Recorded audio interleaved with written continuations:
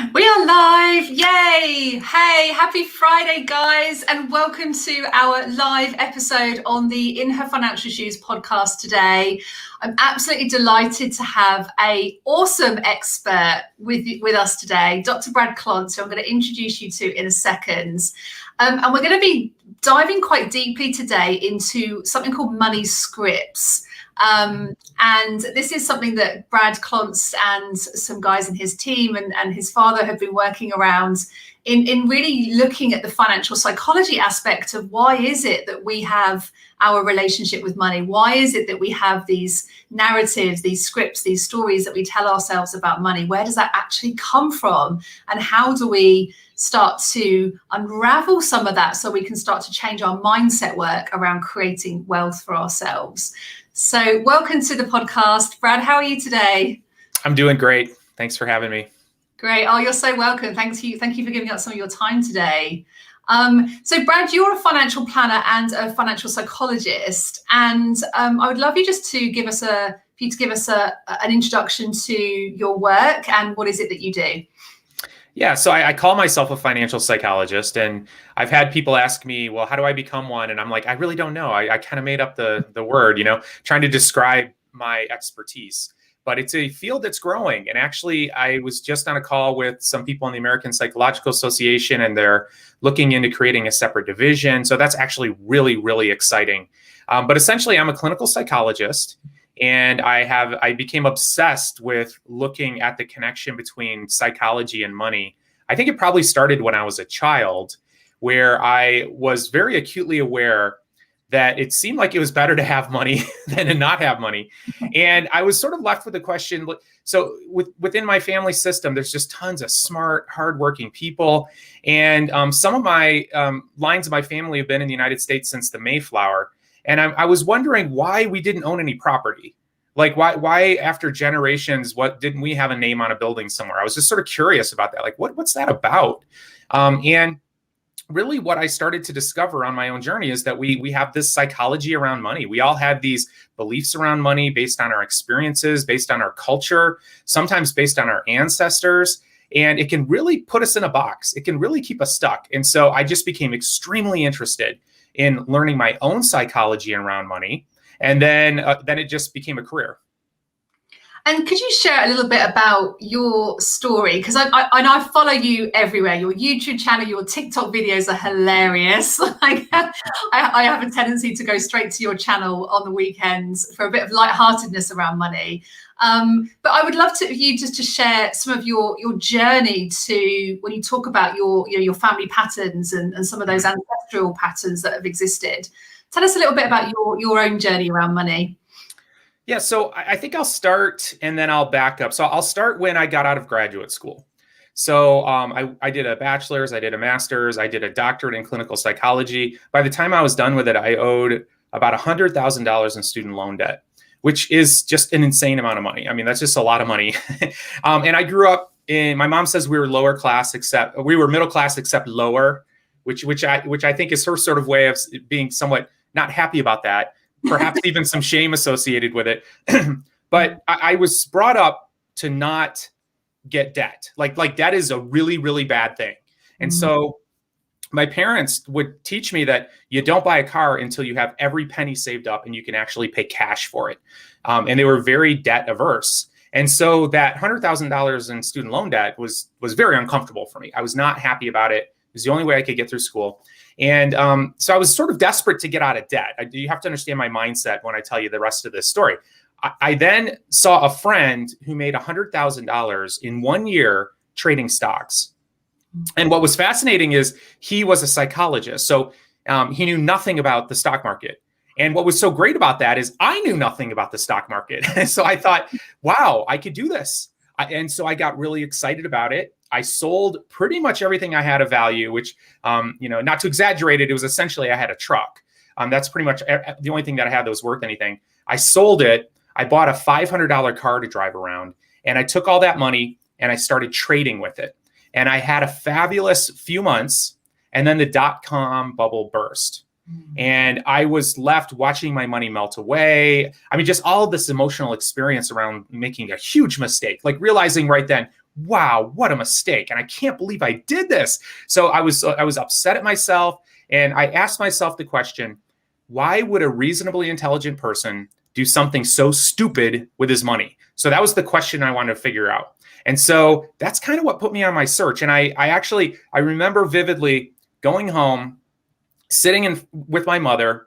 And back then we would use these little things called tape recorders, and putting it in front of her, hitting record and saying, Mom, what was it like growing up for you around money? And by the way, my poor mother, I had made her do this many times in my training as a psychologist. And so, but I was like, all right, fine. I don't know what's going on, and I'm going to find out what's going on. The other thing I did is I looked in the literature, and I couldn't find any studies done on the psychology of money. And I probably wouldn't be an expert in this area if I had found 5 or 6 studies, and then there were 3 books I could have read, and I probably would have been like, okay, got it. And who knows what I'd be doing right now. But I found that there was nothing. There was quite literally nothing that was done by psychology. And I sort of joke that within a matter of a month or two, I became one of the world's leading experts in financial psychology, essentially because psychologists didn't want to touch the topic. So that was the search, and I discovered all these family stories, and I can tell you about those later if we have time. But that all of a sudden, what I was doing around money made total sense. And so I stopped beating myself up. It was like, of course I did this. Anyone would do what I did if they came from where I came from with these beliefs that, frankly, I wasn't even conscious of. And what were the main core beliefs for you? What did you uncover about your core beliefs? So I had this compulsion to not be poor like my family. I was like, look, I come from generations of people not having much on either side of my family. My dad has all the great stories where he was the 5th one in the bathtub, outdoor plumbing, all that kind of stuff. They had an outhouse. So I was sort of steeped in this tradition of, we are poor. And we're a lot of poor people, a lot of hardworking poor people. That's who we are, toughen up.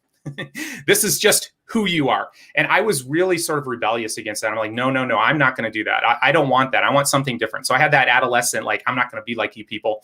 And so what I realized is like, I was very much aware. I thought my family took no risks. I thought they were all way too afraid. And this is one of the reasons why we were stuck. And so I had this belief, I think you have to take risks to make money. Like, you got to take some risks. You got to, and I didn't really know the path to wealth. Like, I actually didn't know how wealthy people got wealthy. So that was something I didn't know because I didn't know any wealthy people. But I need to take risks. That was sort of my mindset. And what I didn't know is that my grandfather was the one who started this risk aversion.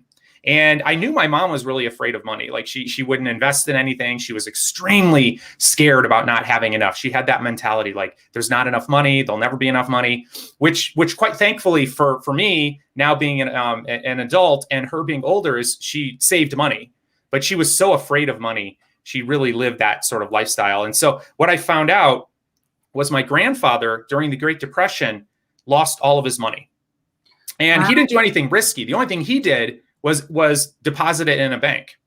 And he went to the bank one day and it was gone. And I think he was around in his 20s at that time. And what a traumatic experience. Like, first of all, I had no idea that happened. But this is the crazy part. He lived into his mid-90s and he never put $1 in the bank the rest of his life. That's how powerful that experience was. So he was so anxious and traumatized by having that money taken away. He never put $1 in the bank. And so then all of a sudden it made sense to me. It's like, okay, so that is really, really extreme fear and risk aversion that actually is detrimental, because the dollars lose value when you just stick them in a lockbox and you're at it. And so now all of a sudden, I call it a dysfunctional pendulum swing. So, I felt like I was doing exactly the opposite, but it was in such an extreme way. It was like just as dysfunctional. So I went from somebody who was so afraid, maybe the most conservative, risk-averse approach to money, to the absolute riskiest approach to money. And I just swept on by all the stuff that actual millionaires do on their way to acquiring wealth. And I went to what is sort of an insane, like, crazy approach to money, very speculative approach, where I was trading stocks, but it was only in one sector. It was in tech, and it was at the peak of a monster bubble. And I was just setting myself up to lose, but I didn't know any better. But when I saw that pattern, it all made sense. Wow. And you talk about this in your work. I mean, I've read most of your books, Brad, and I know you talk about, like, the the impact that these inherited money beliefs have on our own relationship with money. And that's the power, right, of changing our own relationship with money, is that we don't just get to choose our own money narratives. We get to change the whole future narratives of children, grandchildren, and future generations. And I love what you said there right at the start of that story, Brad, when you said, like, we lived with little money. This was who we are. And this is what happens, right, is that people attach their sense of identity with money. So we give money a lot of power by connecting our sense of self, by saying, I'm not good enough with money. I can't manage money. I can't take risks. But I love how you've gone back and kind of looked at, well, where does this pattern even begin? Where did it start in the family tree? And we've actually shared your money atom exercise. We shared this on the podcast a few months ago. And I remember doing this exercise myself, which I'd love to just briefly talk about in a second. Because when I looked at this in our family tree, we were the same. Like, my mum's dad was in the Japanese prisoner of war camps in the Second World War. And he survived. He came out weighing like 5.5 stone. And he had a really bad relationship with his body because of the impact of being a prisoner of war. And my mum carried this same belief in her. And then that belief kind of passed into me. So I used money. I got into massive amounts of debt in my 20s because I used money to make me feel better about myself. It was that attachment of self-worth and net worth. So with the money atom exercise, Brad, that you talk about in your work, where can people get started to kind of explore some of their family patterns around some of the intergenerational wealth patterns that exist? It's so interesting that you brought up the experience of the Japanese. And actually, I write about that in Mind Over Money, which you'll be excited to hear, that exact experience. Because what the other thing you see is you see entire groups of people being impacted, entire cultures based on a shared experience. So it's not just you and your family. Which is really, really powerful. It's your neighborhood. It's your ethnicity. It's the experience of being a woman. I mean, there's all these different subgroups that give us very different experiences around money, and then these mindsets around money based on those experiences. And so is it generally just a case of like interviewing people in your family and asking them, like, what is your relationship with money like? Yeah. So in Money Mammoth, I actually have a chapter on being your own anthropologist. And the concept is it's hard to do this because you're in your own family. So an anthropologist goes and studies another culture, and essentially they go live in that other culture, and they have this outside perspective to really try to understand how relationships work and how beliefs work and traditions and personal habits.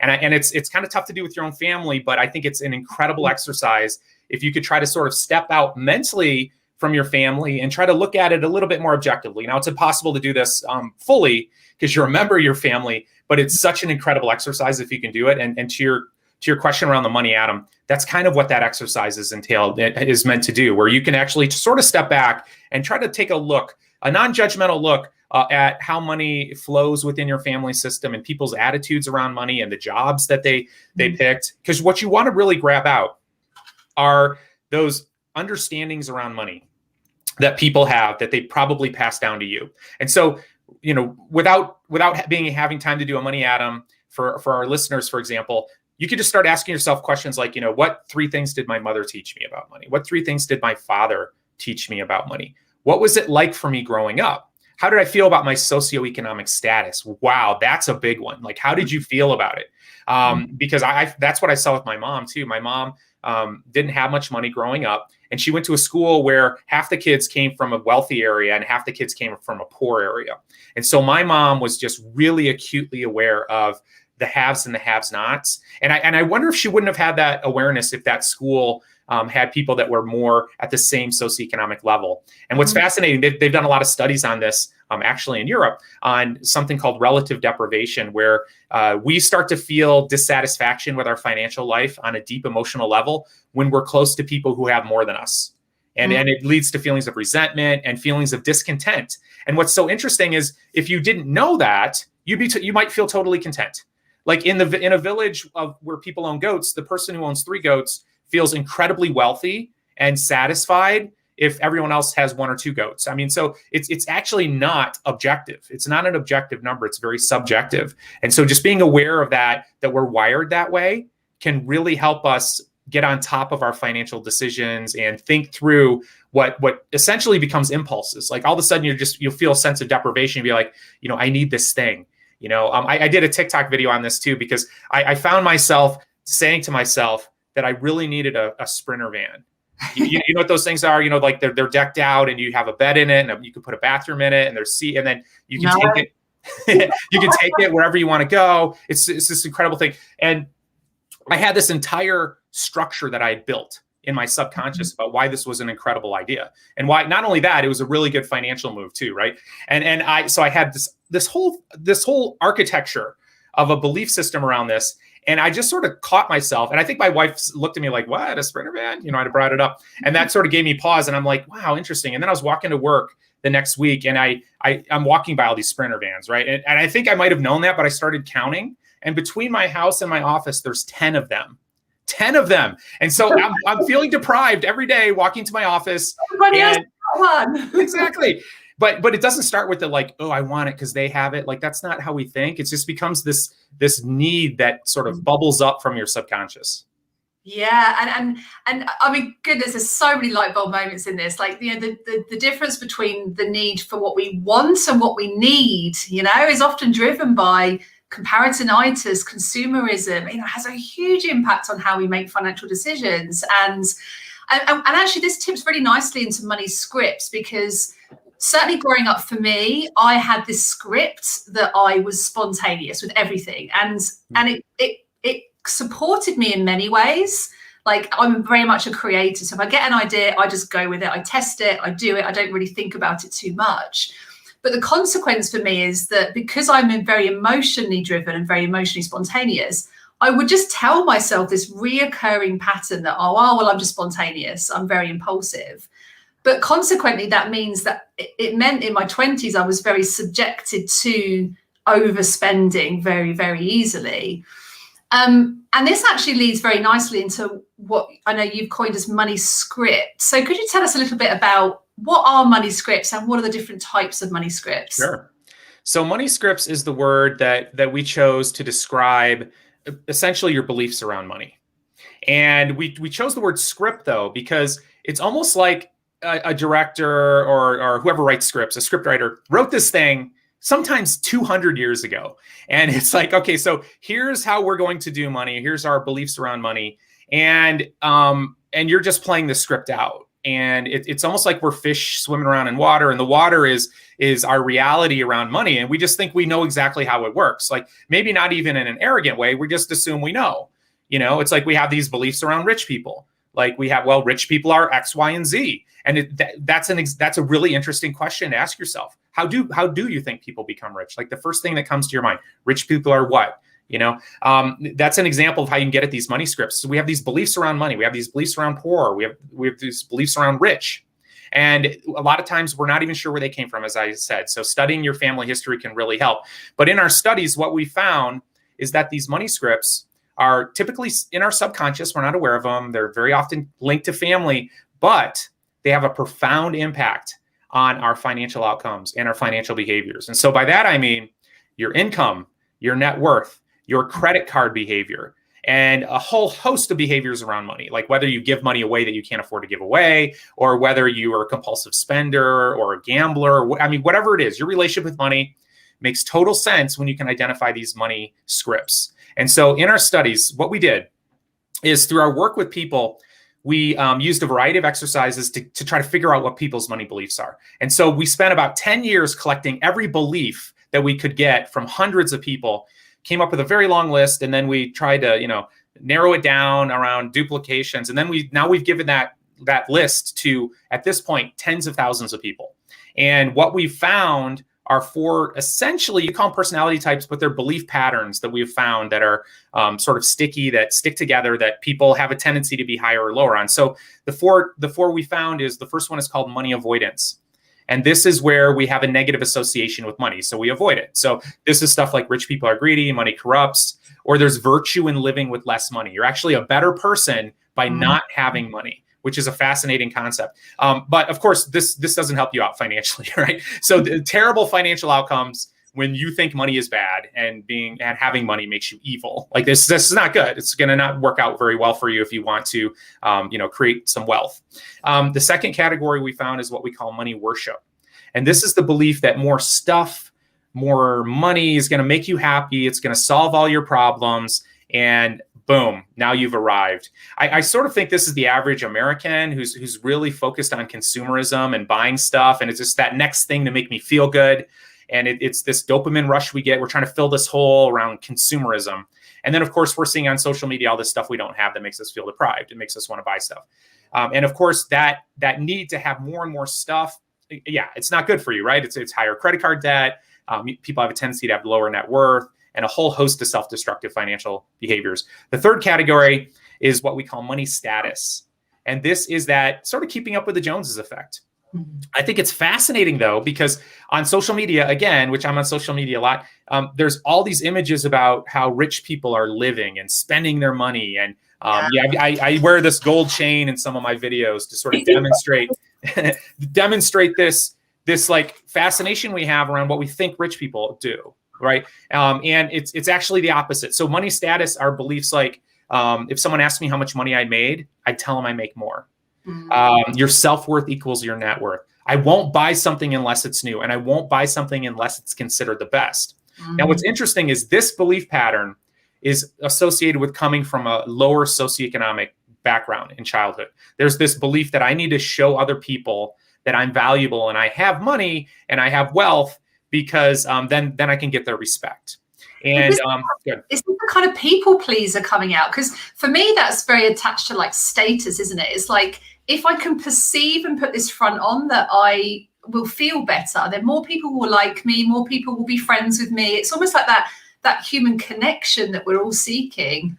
Absolutely. You know, the thing I love to say about this too is, we disparage people for caring about what other people think. Like, I'm sure you've heard this, like, you shouldn't care about what other people think.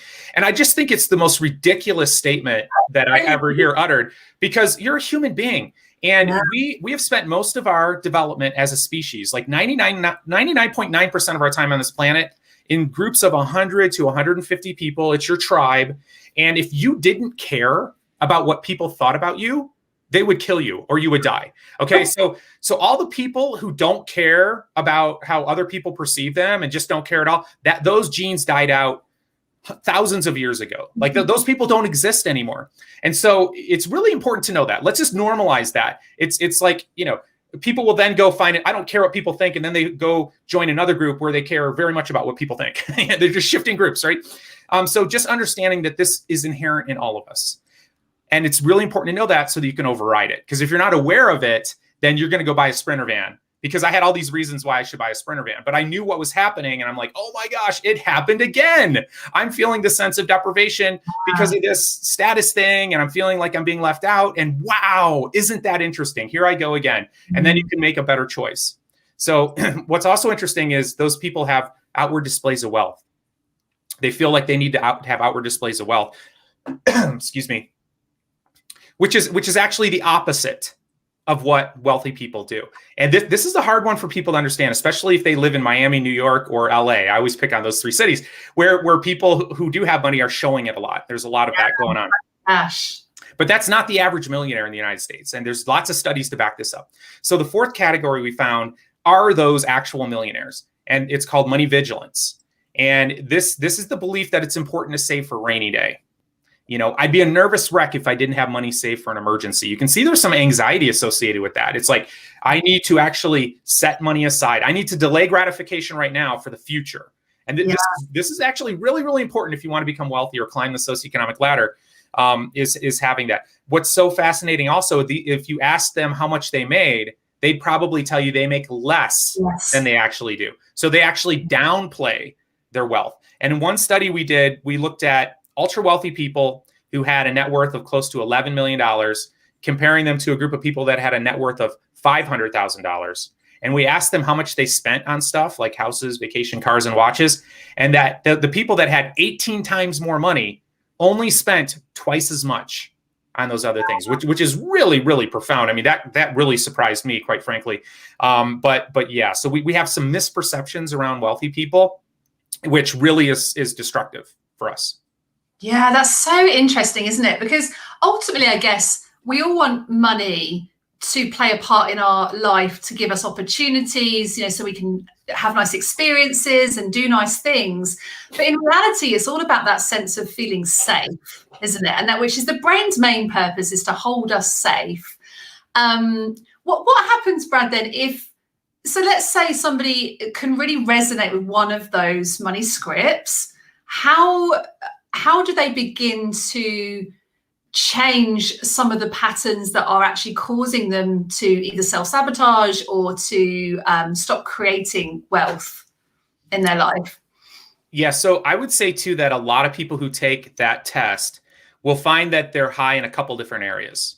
So, and one of the ones that I find the most fascinating is there's a very strong correlation, like it's at 0.45, which is just enormous, between people who are money avoidant and money worshipers. So it's the same person. So what's going on inside their subconscious is this: rich people are greedy, money corrupts. I hate money, but I desperately want to become rich. Now, what's fascinating about that is the inner turmoil associated with that. And what I've seen is people who start to get some success, and then they feel this tremendous amount of guilt, and then they sabotage themselves. And they'll tell you right to your face, no, I want to become wealthy. And then you'll see them engage in behaviors that where they give it all away. And if you ask them why, it's because, I don't know, because I feel bad. And it's just that back and forth, up and down. And it's sort of, I call it money ambivalence. And it's part of, it's just one of the ways, many ways that we are crazy when it comes to money on that deep emotional level. And so what do you do about it? I think it's really, really important to identify those beliefs and then link them to where they came from. And then you almost have to do an analysis of each belief. Like, how has it helped you? How has it hurt you?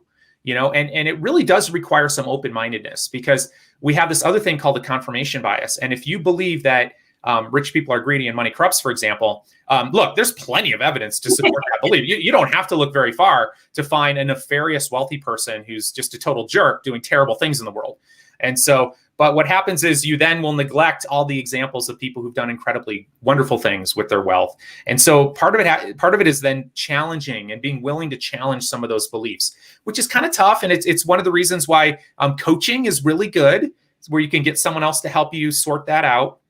And the other thing that I really love, and this is my favorite hack in personal development in any aspect of my own life, is if you're aware that you're tripping yourself up, and if you're clear about where you want to go. Like, you want to, for example, I'll just say write a book for an example, because that was a goal of mine many years ago. And what you want to do is find somebody who's a step or two ahead of where you are. And what you're really looking for is, what is their mindset? What is their mindset? And it's so fascinating, because we all live in these different realities. And if you talk to people who've never published a book, they're going to probably tell you, oh gosh, I don't know, it's impossible. They'll probably give you this idea that you can't do it because they haven't done it. If you talk to somebody who's published a book, it's so fascinating, because they're just going to assume that you can. Like, it's not even an assumption that you can't. It's like, oh yeah, no, you can do it. I'm not sure you want to do it. Are you sure you even want to do it? But they can actually show you the roadmap to doing it. And it's just an assumption that it's absolutely possible. So I love finding people who are a step or two ahead of where I want to be. And I'm constantly looking for them so that I can kind of understand their mindset. Like, how are they looking at the world? Yeah, great piece of advice. And in fact, I think I mentioned this just before we went live, but Dr. Brad's just posted me his most recent book, Money Mammoth, which I'll be reading this weekend. And I'm actually publishing my own book in May. So I may drop you a line, Brad, about your experience of publishing books. But the one thing I would say as well around this is that, working on a money mindset is something that it takes constant work. It's not like just one of these things that you just learn and then you do, and then everything just disappears. Because what often you find is that you'll come up with this money block or this belief, and you'll kind of work through that. And then something else kind of comes out of the woodwork. Like, just last week, I remember having a conversation with somebody on their podcast. And I remember my nan used to give me pocket money in her little caravan. And when she gave it to me, she always used to say, and I'd completely forgotten about this, she used to say, don't spend it all at once. And I was like, and I remember journaling that evening thinking, what did that teach me about money? Bringing some curiosity through journaling, I think, is really powering. Anytime you come up with a money belief, right, write it down and then go back to it and question yourself. Like, what did I learn from that? what are the benefits of me holding on to that belief? What are the challenges if I hold on to that belief? Because for me, I was like, oh, well, surely that must have taught me that I should be good with money and save money and hoard money. But actually, that wasn't my relationship with money growing up. So I was thinking, actually, I could do with borrowing that belief for a little bit of time right now so I can actually feel safe to start saving some money. And I love that whole concept of like borrowing beliefs and giving them back with kindness and love and saying, thanks so much for that belief that you taught me growing up. But actually, right now, I'm just going to give that back to you for a little while. It's not serving me. And, think about what is the belief that you need to start saying to yourself over and over. Some of the work I'm very much learning in your financial psychology mastermind, Brad, is about how the brain works in terms of, it has to hear repeatedly a new money narrative, a new money script in order for it to actually then go and find all the evidence to support that belief. Absolutely. And I'm a huge fan of that reprogramming. Like, I get really excited when I stumble on a limiting belief. I'm like, yes, all right, good. I found one, because this is exciting, because now I can do something about my life. I can transform my life. And one of the ones that I still work on, and this is a story that goes back when my father's line is, I come from a family of total workaholics. Like my father one day, and my wife was sitting there, she was my fiance at the time, and he was talking about how it was incredible to be in the room when he said this. He said, I worked 100 hours last week and I feel lazy compared to my father. And I was sitting there going, what? And actually my girlfriend, who's my wife now, elbowed me and goes, oh my gosh, that's you. Because I worked 70 hours that week and I felt lazy compared to my father. Wow. And what I didn't realize is that we are all trying to make up for my great-great-grandfather who was lazy and was considered a good for nothing. And so that my father grew up hearing stories about that, or my grandfather did. And we're all trying to make up for this ancestor who was considered, to be lazy and not a hard worker. And isn't that fascinating? So here we are living this life because we're all trying to make up for this ancestor that I can't even tell you who this person's name is, And so, for example, that was a sticky one for me, is always feeling guilty about not working hard enough. So I had to actually do exactly what you're saying. I had to come up with a little script that I wrote. And it was something like, I worked hard today. I love my family and children. I'm going to get up and I'm going to go home and I'm going to spend time with them, because I knew that was my value. My value was not to, if I worked 8 hours, my value isn't to work another 5 hours. Like, that's not what I need on earth. That's not my top value. My top values are my family and my health. And so I knew that, but I had to actually write a script. And it's still hard for me to get up off my desk and go home and go bike or run or anything. And I have to repeat that mantra to myself because it is so incredibly powerful. So I'm a huge fan, as you said, Catherine, of journaling and really trying to find a way to rescript that for yourself. Yeah, amazing. Well, thank you so much. I feel like I could talk and carry on this kind of conversation for hours and hours, but I know you've got a busy schedule ahead of you today, Brad. So thank you so much for your wisdom today. I really appreciate your time. And if anybody wants to complete your money scripts assessments, they can really get some curiosity to their scripts. How would they go and complete that? So I set up an easy URL, moneyscripts.com. And if you go there, you can take the exact same test that we've been using in our research now for about 10 years. And we have ongoing research related to it. And you'll get an automatic email that shows you your scores in those 4 categories, along with some tips. Great. Amazing. We'll pop that into the show notes on the podcast when it goes onto iTunes in a few weeks too. So thank you so much, Brad. I will see you later on in our evening in the Financial Psychology Mastermind. Have a great rest of your day. Thanks again for your time. Yes. Thanks for having me. Such an honor and a pleasure. Thanks, Brad.